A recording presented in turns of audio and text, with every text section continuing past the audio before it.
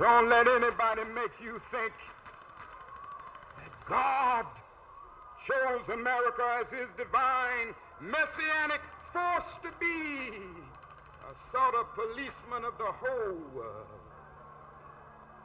God has a way of standing before the nations with judgment, and it seems that I can hear God saying to America, you're too arrogant.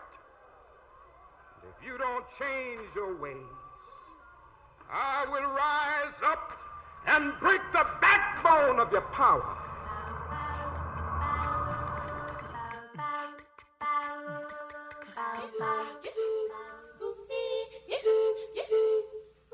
Otep, this is Femi here with Freedom Now, and your ears are in tuned at high frequencies in a liberated zone.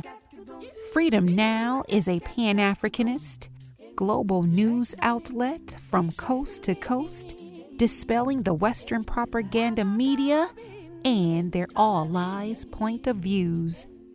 Freedom Now is devoted to relay true news, views, and proper clues to form solutions around freedom for the oppressed worldwide. Now, get relaxed, grab a pen, and phone a friend, because Freedom Now is set to begin to awaken deep sleepers dreaming about freedom now, within, in, freedom now, in. To have a revolution and what it takes to make a solution, fighting against oppression, ooh yeah, battering down depression, oh yeah. Habari Gani. This is Sister Thage with Freedom Now's agenda for this Saturday, January 18, 2025. We commence today's program with our sister Luyanda Kuboka and the African Drumbeat Historical Calendar. The theme of today's program is Caribbean Struggles. And so this hour, prolific author, radical historian, professor of African American Studies at the University of Houston, and Freedom Now co-producer, Dr. Gerald Horne interviews Manuel Covo, associate professor of history at UC Santa Barbara and author of the book Entrepôt of Revolutions, Saint-Domingue, Commercial Sovereignty, and the French-American Alliance. And later in the hour, Dr. Horne interviews Jenny Shaw, Associate Professor of History at the University of Alabama, and author of the book The Women of Rendezvous, a Transatlantic Story of Family and Slavery. Our music clip mix includes MLK, Zap Mama, Dennis Brown, John Coltrane, Eric Dolphy, McCoy Tyner, prison radio commentaries, and more. We'll go to a brief announcement now to a protest encampment happening today, organized by the Sunrise Movement. The encampment started 2 days ago to fight big oil in the wake of the 2025 Los Angeles fires. So sit back, phone a friend, and as always, we stand ready for revolution. Hi, everyone. My name is Josiah Edwards. I'm an organizer with Sunrise Movement and one of the folks who have been camping out for 2 days. We're having a block party at 4 p.m. at 13707 South Broadway, and we're inviting y'all out to come join us with comedians, live music, and a rally to demand that big oil pay for burning down L.A. Again, it's at the Phillips 66 refinery at 13707 South Broadway. Can't wait to see you there.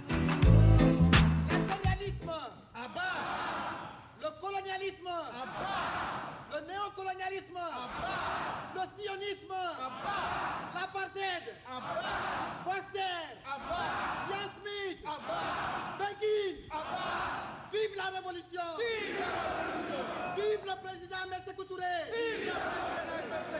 vive la révolution africaine, vive all revolutionary parties.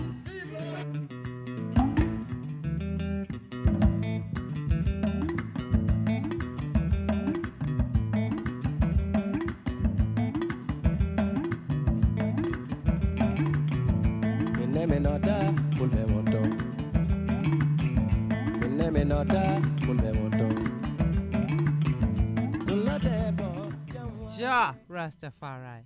This is Sister Luyanda Koboka with the African Drumbeat Historical Weekly Calendar for Freedom Now. This calendar is to give life to our ancestors, our revolutionary ancestors, who have given so much to future generations of humanity in the war against the satanic system of slavery, colonialism, and capitalism. January 17th, 1961. Patrice Lumumba, the democratically elected Prime Minister of the Congo, was assassinated by President Kennedy-sanctioned CIA operation to destabilize the rise of a revolutionary Pan-Africanist party. The movement National Congolese, whose leader, Lumumba, represented the aspirations of the masses of the Congolese in the century-old struggle to throw out the Belgian slave masters. January 17, 1979. The Shah of Iran, a U.S. CIA-installed puppet, was placed by the CIA-backed coup d'etat against Mossadegh, the democratic elected Prime Minister of Iran in 1954. The Shah's overthrow was led by a mass popular uprising which rejected the U.S. path of capitalist development. January 17, 1942. Muhammad Ali, the most militant professional athlete in the history of the United States, was born. Ali's public stance against racism, class oppression, and the U.S. imperialist wars in Vietnam and in Africa earned him adulation of the masses of oppressed people throughout the world. Ali was a student of Malcolm X and the Nation of Islam. January 18, 1958. The Lumbee Indians defeated the Ku Klux Klan in a violent battle near Martin, North Carolina. January 20th, 1973. Amilcar Cabral, founder of the Party for the Independence of Guinea-Bissau and Cape Verde, was assassinated by the Portuguese, their former colonial masters, and the United States CIA. Cabral, another leading Pan-Africanist, was targeted due to his refusal to become a neo-colony of the United States and Europe. Cabral's ideological contribution on class struggle, culture, and revolution has immortalized him among all African freedom fighters worldwide. January 21st, 1924. V.I. Lenin, the leader of the first modern revolutionary socialist state in the world, dies. Leninism becomes a component aspect of Marxist ideology, which fueled revolutionary fervor throughout Europe. It stood in direct contradiction to capitalism and imperialist ideology, thereby providing the USSR with principled support for African, Asian, and Latin American decolonization movements. Whereas the United States and all capitalist countries consistently sabotage all democratic movements against colonialism in the Third World. January 22, 1879.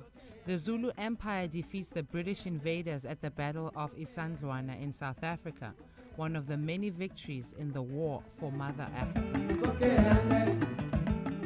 January 22, 1800. Nat Turner, upon receiving the word from God, leads African slave rebellions against the Europeans in American plantation slavetocracy. January 22, 1937. Tamara Bangdi, codenamed Tania, was born in Argentina. She joined the Cuban Revolution and became one of Che Guevara's top military commanders. This has been our African Drumbeat Historical Calendar for Freedom Now 90.7 in Los Angeles, 98.7 FM in Santa Barbara, and you can contact us at freedomnow@kpfk.org. For a listing of prior programs and content, please go to kpfk.org, then to programs, scroll down to Freedom Now. We would like to close this section of our program with a unity chant from Azania, South Africa. So please join us. We will say Amandla, which means power, and your response should be Awetu, which means it is ours. Amanda. Awetu. Amanda. Awetu. Amanda. Awetu.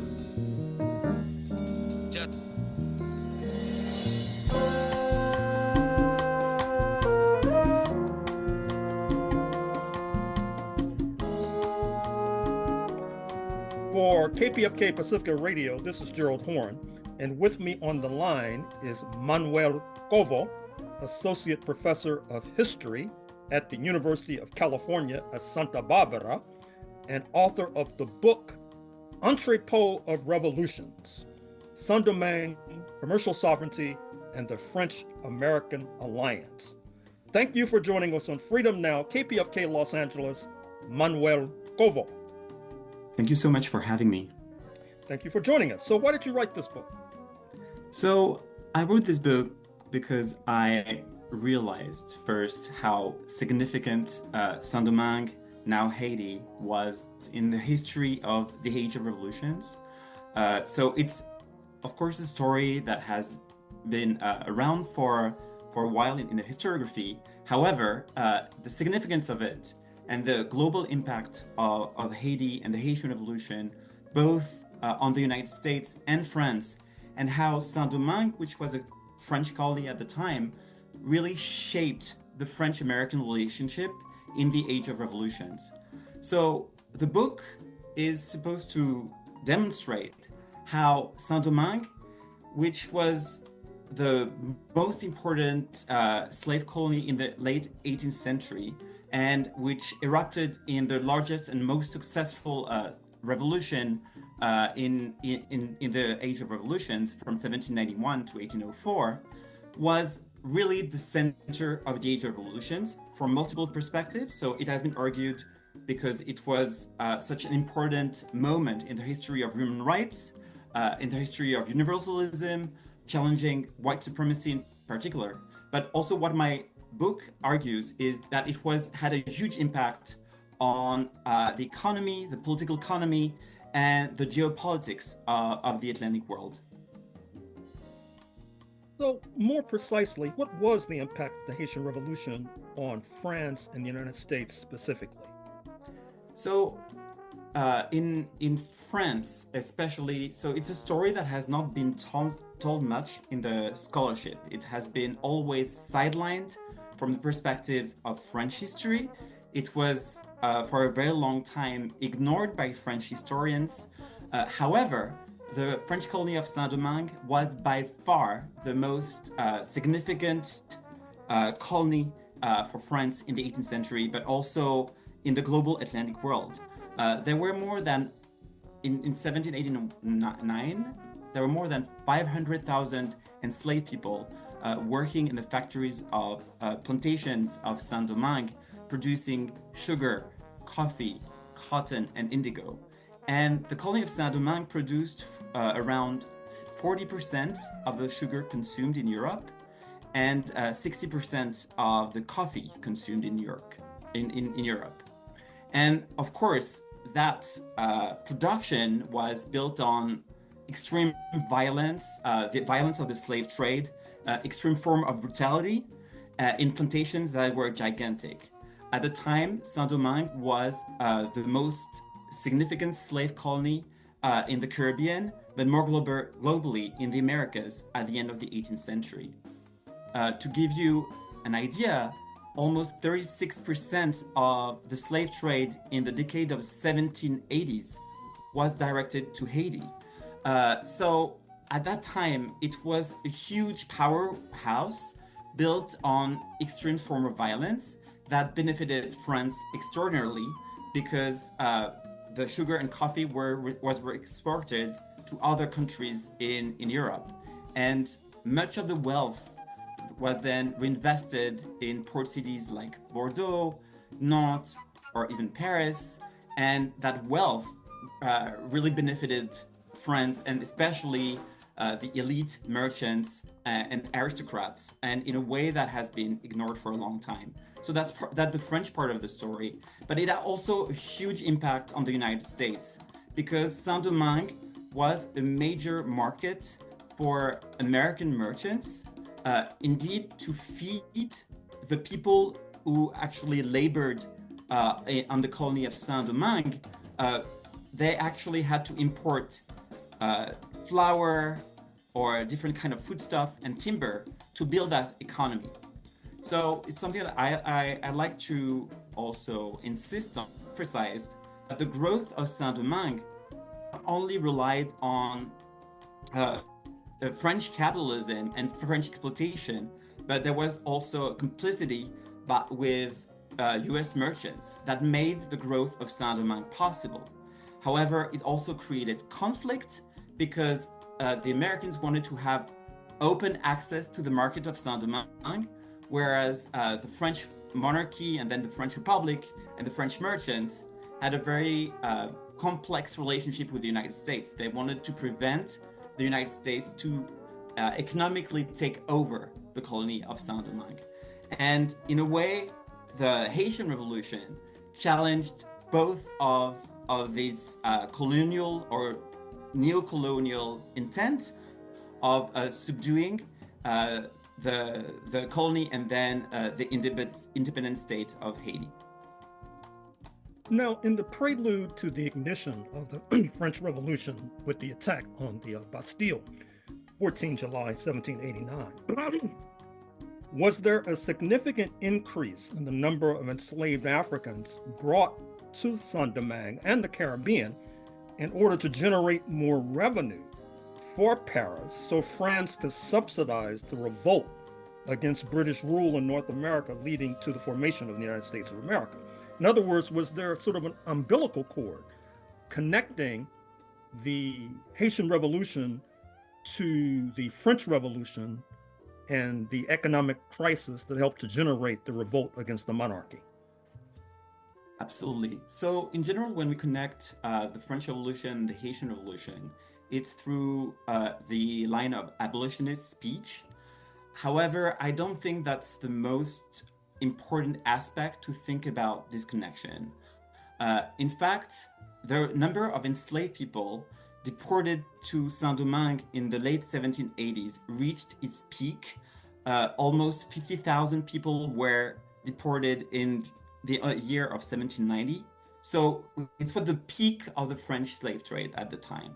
But part of it was part of an imperial project for France to challenge British hegemony in the Atlantic world. And this idea that the trade with Haiti and its connection with the American Revolution and the United States was part of a general French imperial scheme that was then subverted and completely destroyed by the revolution in Haiti. Is there a role for gender in your pages?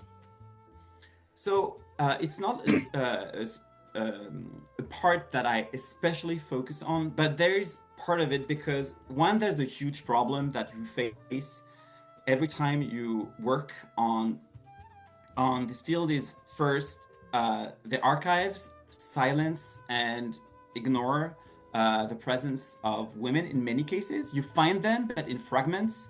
So it's hard work. That's a work that has been done, for instance, by Marisa Fuentes. However, in this story, first, I mostly focus on merchants and leaders. And merchants were, especially the merchants who lived in, the colonial merchants in Saint-Domingue, were in most cases male merchants. And there's a story on masculinity that actually is behind the way they behaved in the colony. And that actually tells us something about the gender hierarchy in Saint-Domingue. But much more work should be done on the involvement, so that's not the topic in my book, but much more done should be done on the involvement of women in the Haitian Revolution. What was the role, if at all, of so-called illegal trade in your story? So what's called illegal is somehow a moving target, because according to colonial political economy, there was some kind of monopoly that was at the time called exclusive trade, that according to which colonies were only supposed to trade with the metropole. However, that was not even possible in the aftermath of the American Revolution. It was impossible for France to provision the colony of Saint-Domingue to export all the flour that was needed then. Therefore, that's why the trade from the United States was necessary for the survival of the colony and later survival of the independent state in many ways. However, that's to prevent the US merchants from taking over the wealth of the French colony of Saint-Domingue, they were prevented and prohibited from trading and exporting sugar and coffee that was supposed to be part of only of the French monopoly. But merchants constantly adjusted, constantly subverted these rules and transformed it, and tried also to exert pressure in the United States, in France, and also in the colony to transform these laws and make access to the market possible on the one hand, but also in many cases try to monopolize markets for their own interests. So these tensions and this fight were happening in the somehow behind that question of illegal trade. So that's one aspect of it.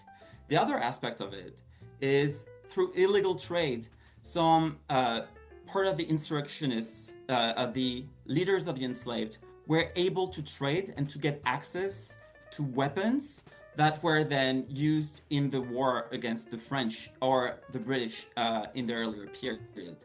So illegal trade played a very complicated and changing role throughout the revolutions. Who was Toussaint, and what role does he play in your book? So Toussaint Louverture is regarded as one of the main, if not the main, leader of the Haitian Revolution. He had been an enslaved person, is originally from a family in was born in today's Benin, and he emerged first. He was liberated, emancipated before the Haitian Revolution, so he was regarded as a free person of color at the beginning of the revolution.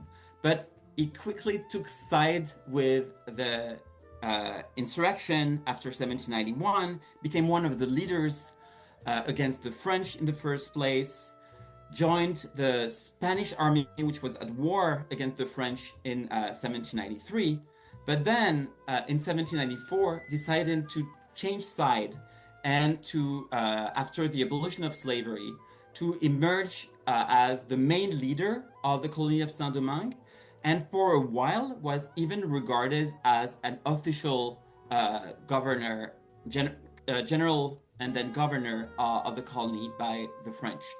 So he was regarded as the defender of Republican France on the one way, but at the same time, he was very much aware that the abolition of slavery that was decreed in 1794 in France as a response to the Saint-Domingue Revolution was very fragile.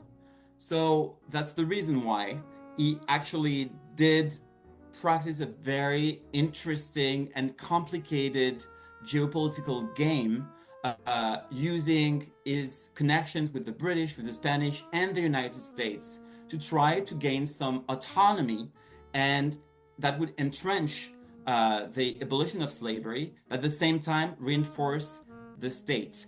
And that's the reason why he actually believed in my story, that in the story that I tell in the book, that it was necessary to revive the plantation economy, to export sugar and coffee again, so as to have the economic power that could sustain the autonomy of the colony in the French Empire, and possibly defend the abolition of slavery in the later period. But that strategy explains also why he decided to have a very violent, to implement a violent system of labor, of coerced labor, that was very different from slavery, but that was also quite brutal at the same time.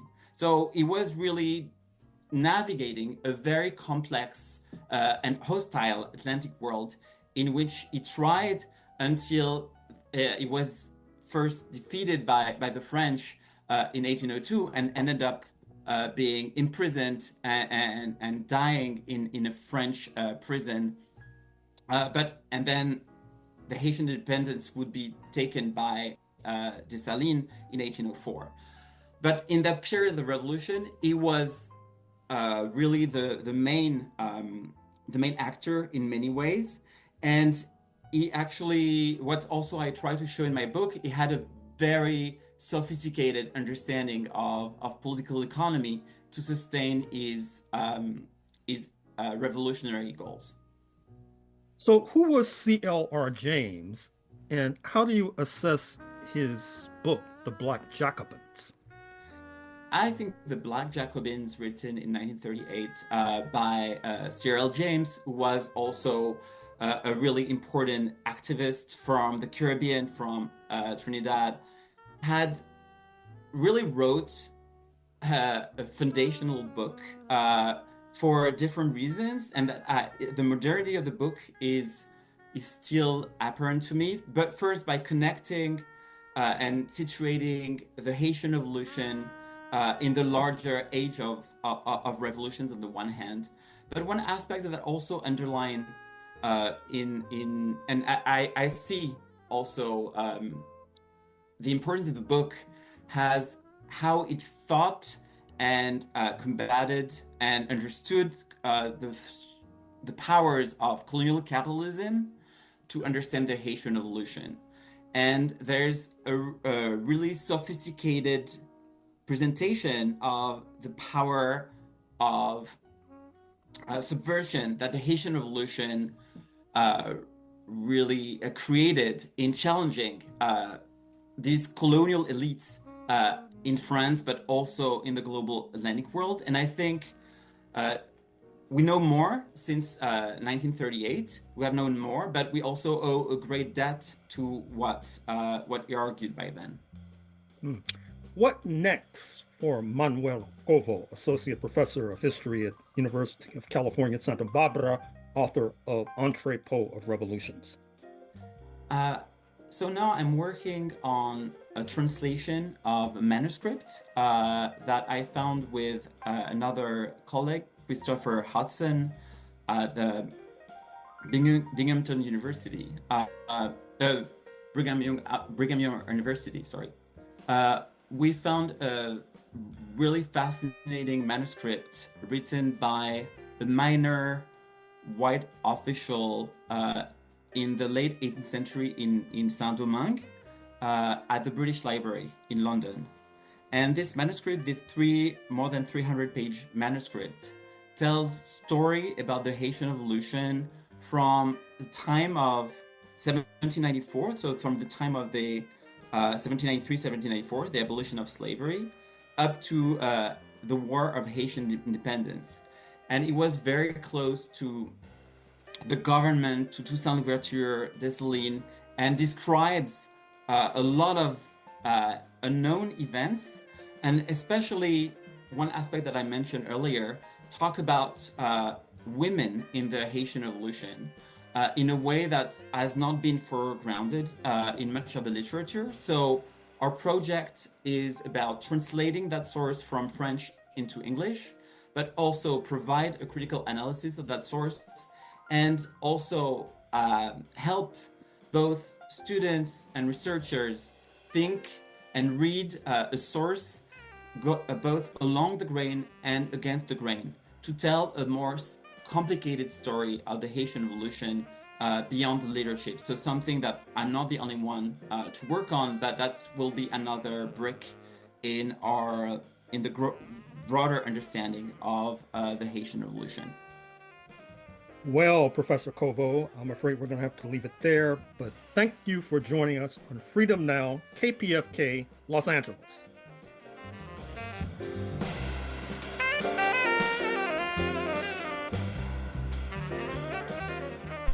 This is Sister Flora, and you are listening to Freedom Now at KPFK 90.7 FM in occupied Mexico, including Los Angeles, 98.7 FM Santa Barbara, 93.7 FM in San Diego, and streaming live on the web at kpfk.org. Today's program, as well as 10 prior editions, can be reheard at kpfk.org/audio archive, and scroll down to Freedom Now. From 12 to 1 p.m., following Freedom Now is her sister Assumpta, with Spotlight Africa addressing issues facing Mother Africa. For a truly alternative international perspective on world affairs, check out RTTV Russia, CCTV China, and online at Presna, Latina Cuba Telesur Venezuela, News 24 South Africa, and Press TV Iran.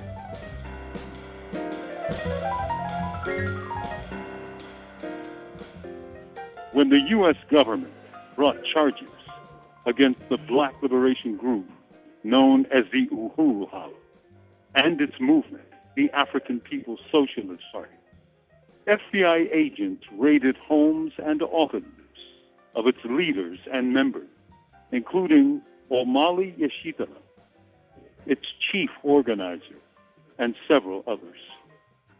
This happened around the same time as the feds arrested New Jersey senior senator, Democrat Bob Menendez. Both men are around the same age, around 80, and both faced similar charges. Being agents of a foreign government. Menendez, Egypt. Yeshitela, Russia.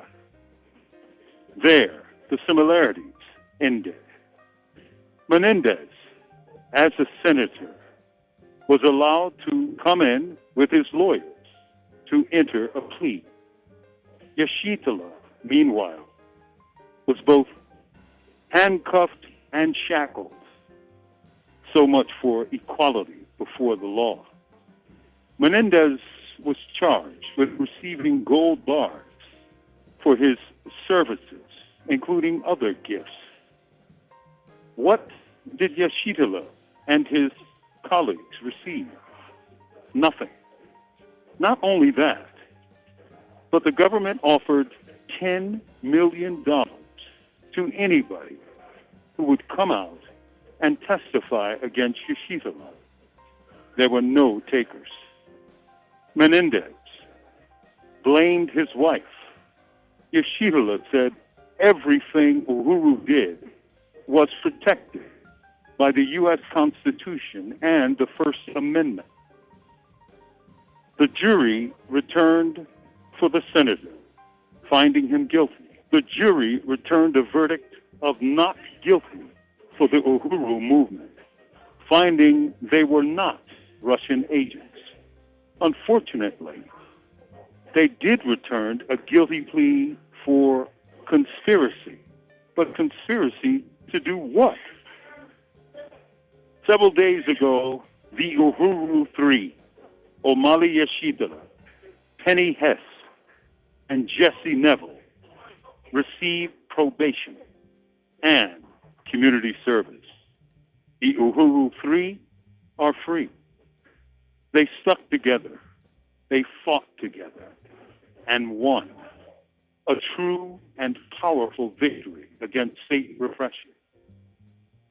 The judge, a Trump appointee, said that the group's actions were protected political speech with love, not fear. This is Mumia Abu Jamal. These commentaries are recorded by Prison Radio. My name is Mr. Eddie Treadwell. I'm at Michigan Prison, Brooks Correctional Facility. And I just wanted to speak a little bit briefly about the need to be free from prison. Right? I know freedom is more than just physical freedom. It also is mental freedom. Right? A lot of times we be trapped in. I think the prison that we create within our minds is more stronger than any wall that offense that a man can erect. Right? But I have a strong desire for physical freedom as well as mental freedom. Right? I strive every day to free myself of the ideas and thoughts that I may accompany within my mind that I know that's hindering me, to hold me back, to keep me confined to a particular type of idea, a particular type of concept or whatnot, philosophy of life. But I have a desire to be physically free, because I know once I'm physically free, then I can reach out and touch as many people as I possibly can through my freedom, to reach out, to move around, to move through here and there, right? In prison, I'm stifled. My reach is limited. right? I cannot soar to be all that I can be. It's like putting a lampshade up on the lamp. The light still shines, but when you put the shade on it, it dims the light. And I feel that my light, my God-given talents that I possess have been dimmed by the prison walls.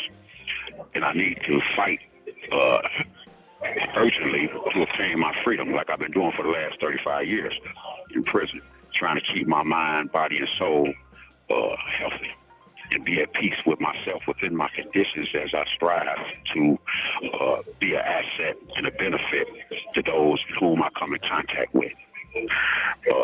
I just recently created a Facebook page that I'm trying to gain followers, people who I can communicate with and associate with, and try to help spread ideas that we can actually put into existence. We want to manifest the ideas and thoughts that we come up with. See, we're not lacking in the ideas. We just lacking in the ability to come together, the collectivity. You know, so I'm reaching out, trying to find people who are like-minded, who have a desire for change, a desire to do better, to have the creative spirit inside of them, to build something that's lasting and great within each and every one of our communities, as well as trying to free the lost souls in prison. Right? Because prison is, as we know, it's a modern day plantation. Say slavery have been transformed and preserved through the prison system. You know, so we need to try to figure out a way to try to end mass incarceration throughout the United States and try to be an asset to the communities and raising our children and supporting our elderly. You know, and I have a Facebook page. Let me give you that very briefly before my time run out. It's EDDY Treadwell, TREADWELL.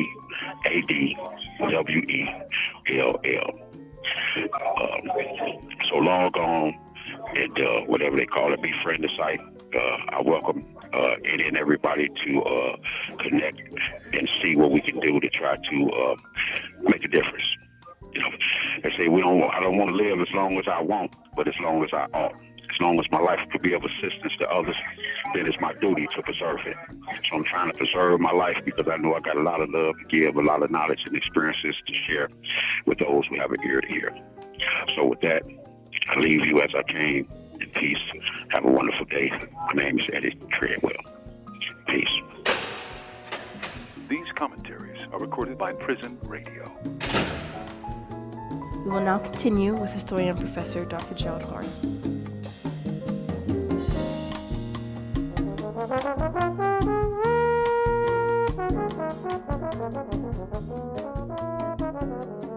This is Gerald Horne for KPFK, kpfk.org Los Angeles, and with me on the line is Jenny Shaw, Associate Professor of History at the University of Alabama in Tuscaloosa, and author of the book, The Women of Rendezvous, a transatlantic story of family and slavery. Thank you for joining us on Freedom Now, Pacifica Radio, Jenny Shaw. Thank you so much for having me. I'm looking forward to the conversation. Ditto. So why did you write this book, The Women of Rendezvous? Well, it actually began back in 2011 when I was doing cleanup research for my first book project. I was sitting in the Department of Archives in Barbados. I was looking through a parish register for Christchurch Parish, which is one of 4 extant registers that we can actually look at from the 17th century. And what I was looking for were free or enslaved people of color who had been baptized, the numbers of which are extremely low. So for example, between 1650 and 1700, about 4,000 baptisms total in that parish, 57 were of people of color. And when I reached the 13th of August, 1683, I found an enslaved woman listed with 3 children begotten of her enslaver with their various ages. And underneath that, another enslaved woman, another 3 children begotten of the same enslaver. And above that, a white woman, another 3 children begotten of the same enslaver. And that stopped me. And so I sidetracked to wonder, first of all, who was this enslaver who I'd been working on Barbados for about 10 years at that point. I'd never heard of him. And as I looked more deeply, I discovered additional children that he had with 2 different women that he married. And then I also looked, because Barbados has a register of wills, and his will was there, and I was able to see the women and children. And what it did for me in that moment was something that had also troubled me for some time, was the way that some scholars at least wrote about sexual exploitation of enslaved women in the early modern era and in slavery in general, and how they had always written it as though the women were getting something out of it, had written about it as extremely transactional. And I really wanted to try and write a different story. And it seemed to me that by being able to sort of unpack the now 5 women that I had who all had children with this same enslaver, that there might be an opportunity to tell a different kind of story. And so that's where it began. And 13 or so years later, it finally exists as a book that really tries to center the women and their experiences. So what is a polygynous household? How common was it in the Americas during the era of slavery? And what might you consider to be the downstream consequences today of the existence of polygynous households? Well, I should say I need to give full credit to Professor Sharon Block for the phrase. She was the one who suggested to me that there was something of a polygynous household happening here. What I mean by that is essentially it's one man having children with at least 5 women. He may have sexually exploited others. I strongly suspect he did based on his patterns of behavior. But what it allowed me to think about was the anomalous intimacies of those different kinds of interactions. Not actually really so much between the man in this case, John Peers, and the women, but especially among and between the women.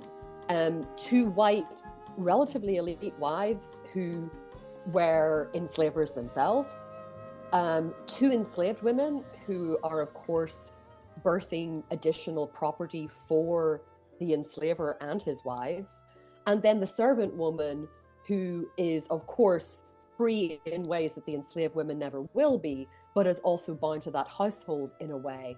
And I actually don't think that kind of arrangement is unusual at all. The thing that pulled me up when I found the records in 2011 in the Barbados Department of Archives was not at all that the enslaver had children with so many different women. That, I think, is fairly unremarkable in slavery, as people like Jennifer Morgan and Deborah Gray White have shown us so importantly.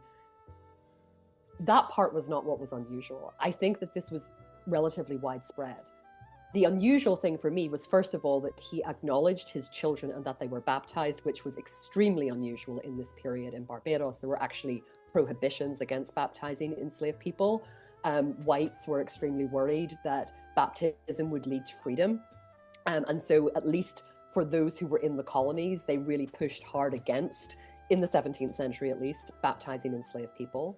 And then the second thing that I found really remarkable was not only that he left property to all of these women and their children in his will, but that he took the women and the children after his second wife died in Barbados, the 2 enslaved women and the white servant woman and all of their children, he took them with him to England. Now, taking or sending mixed race children to the metropole for education was not entirely unheard of and is relatively common by the time you get into the 18th century. But bringing the women is relatively remarkable. And so there's something extremely ordinary about this story, and yet something slightly extraordinary because of the way it comes to us out of the archive. When it comes to the downstream consequences, though, it's a really good question. It's one I'll ponder, I think, for some time, but I don't know if I feel qualified to be able to say what I think the afterlife of that is, except to say that slavery writ large has always been something that has shaped or created what we understand whiteness to be, what we understand blackness to be, how those two terms are racialized, and the intimacy, the profound intimacy of enslaved relations plays out in ripples in multiple different ways. And while I might not be able to say something specific about what it means in this instance, I do think that there are repercussions for the kinds of scaffolding of these sorts of mixed race families that hold both whiteness and freedom and blackness and enslavement in them sort of simultaneously. So just to clarify, were they all living under one roof? I believe so.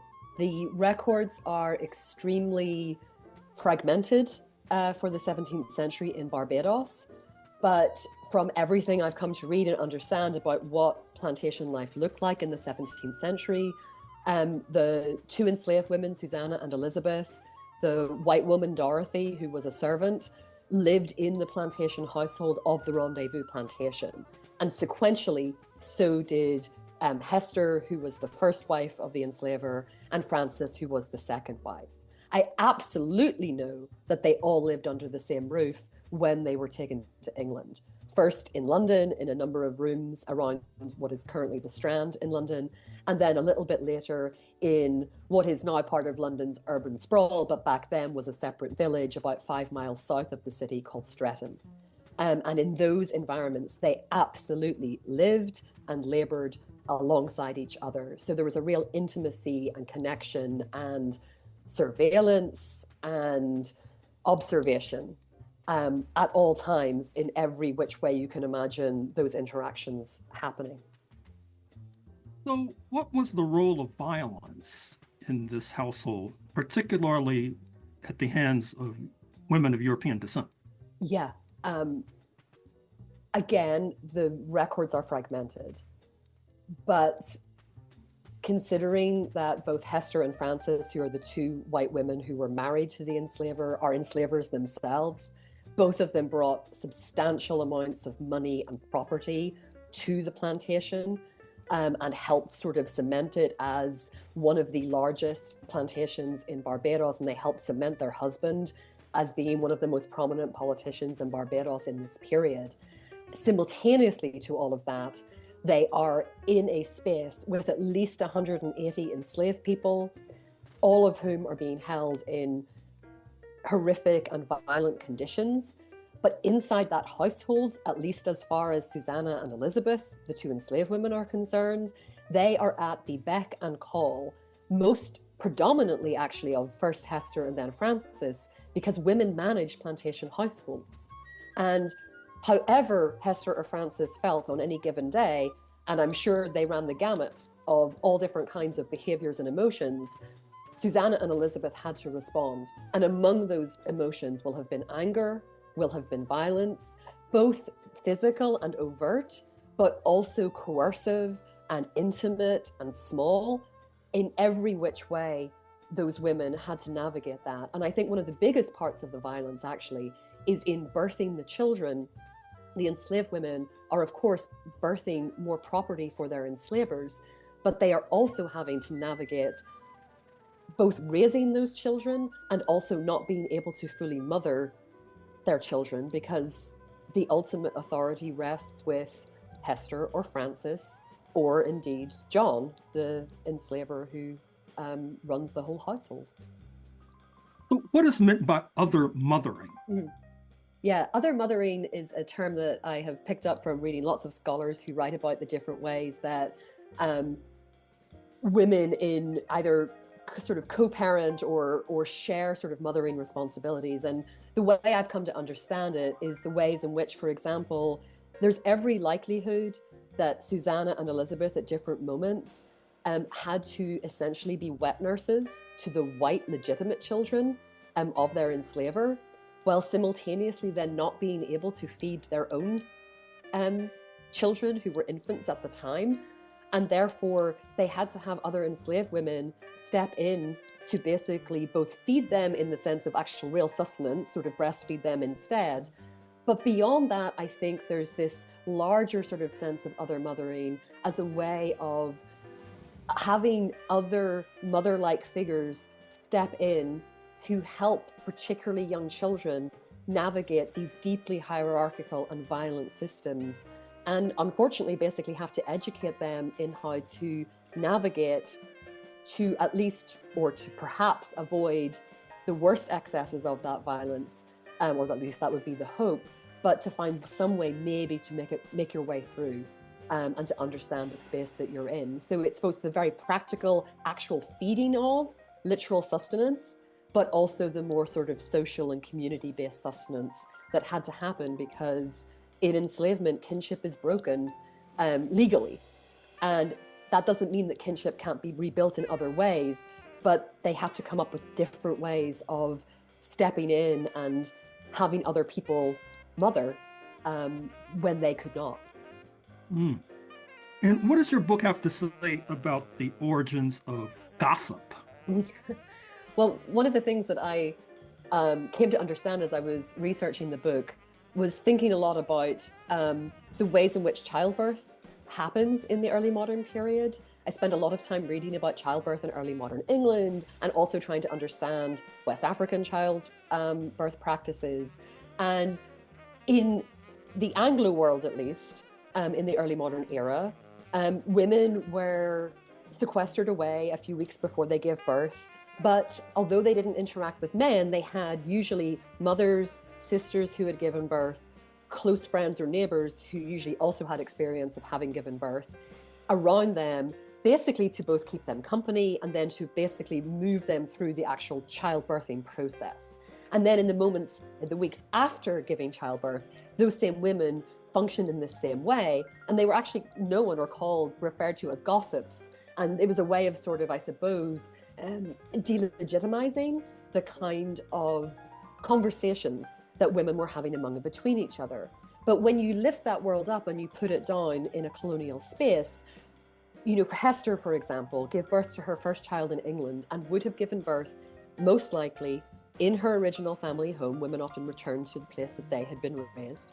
Her mother would have been there, her sister would have been there, other friends would have been there. In Barbados, that changes. Her mother's not there, her sister's not there. And relatively speaking, at least in the middle of the 17th century, white women were somewhat isolated on plantations. They may have been people they knew, but not the same kind of social world. And so in that scenario, the people who are around in the period that Hester would have been sequestered would have been women like Dorothy, the white servant, would have been women like Susanna and Elizabeth, who, of course, the power dynamics there are radically different from those that would have existed in England. But nonetheless, there's some sort of strange replication of a similar kind of stepping in to fulfill those kinds of conversational roles, the support in lots of different ways, talking someone through childbirth. And again, Dorothy, Susanna, and Elizabeth all had experience of giving birth to children, so they had practical, hands-on understandings of at least how their bodies experienced that, to be able to sort of replicate in some ways the role of gossips back in England itself. So what does your book have to say about the differences, if any, between enslavers who are men of European descent versus enslavers who are women of European descent? I think the separation, insofar as it exists, is one of increment rather than radical differentiation, or maybe it's one of scale more than anything else. I do think that the fact that Frances and Hester, the two white wives, who are women enslavers in this context, are deeply connected to the plantation households, are within that space. That the kinds of work that someone like Thavolia Glymph has done, right, to really show us the ways in which white women, of course, were not the equals of white men, but they held a heck of a lot of power in these scenarios. They, just as much as the men they were married to, and perhaps even more so, had the ability to create the conditions under which enslaved women experienced life inside a plantation household, and also enslaved children who were very young and who were around in those spaces as well.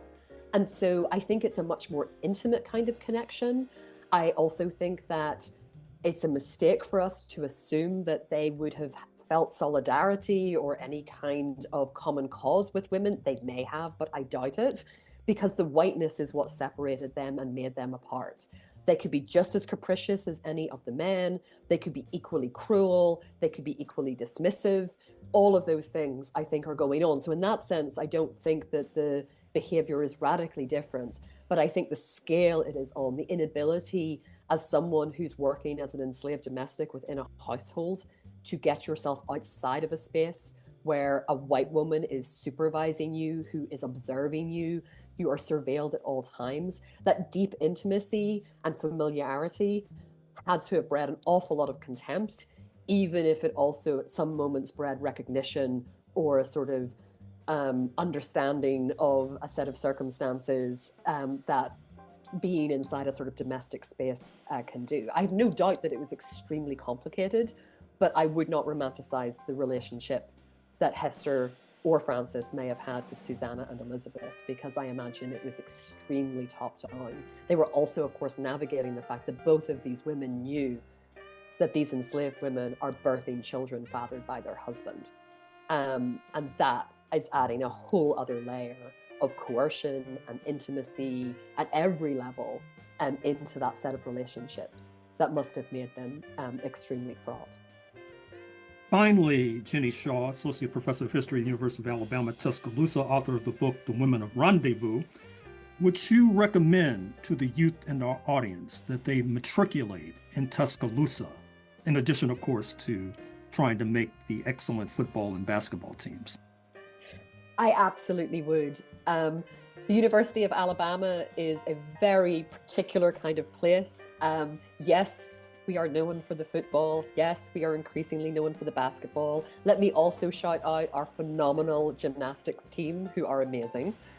But beyond all of that, if you are interested in history, the University of Alabama is an amazing place to come and get a degree. We have, my colleagues are knockout rockstar faculty. We will give you the kind of experience where you get to chart your own path through and to really concentrate on the things that you love. You will be exposed to so many different kinds of approaches and ways of thinking about history, whether it's the history of the medieval era, the modern period, whether you're in Japan, China, Mexico, anywhere across the Americas, anywhere across Europe. If you have any kind of hint or inkling that you might be interested in studying history, I think you could do a lot worse than to come to the University of Alabama and do it with us. And I'd be happy to correspond with anyone who is interested in doing exactly that. Well, I'm afraid we're going to have to leave it there, Jenny Shaw, author of the book, The Women of Rendezvous. Thank you for joining us on Freedom Now, KPFK, Los Angeles. Thank you so much. It's been a real pleasure. And in closing, we'd like to thank our guests, Manuel Covo, Jenny Shaw. Thank you to our producers, Dr. Gerald Horne, Sister Flora, Sister Femi, Brother Brandon, our board op Wendell, and all those who made today's program possible. Please stay tuned for our Sister Sumta coming up next with Spotlight Africa. And until next Saturday, as always, we stand ready for revolution. We state these facts only to let you know that those of us who are revolutionary, Pan-Africanists, is not because we love revolution. It is historically determined, and we have no alternative but to follow history and to use history for the benefit of our people. Power to the people.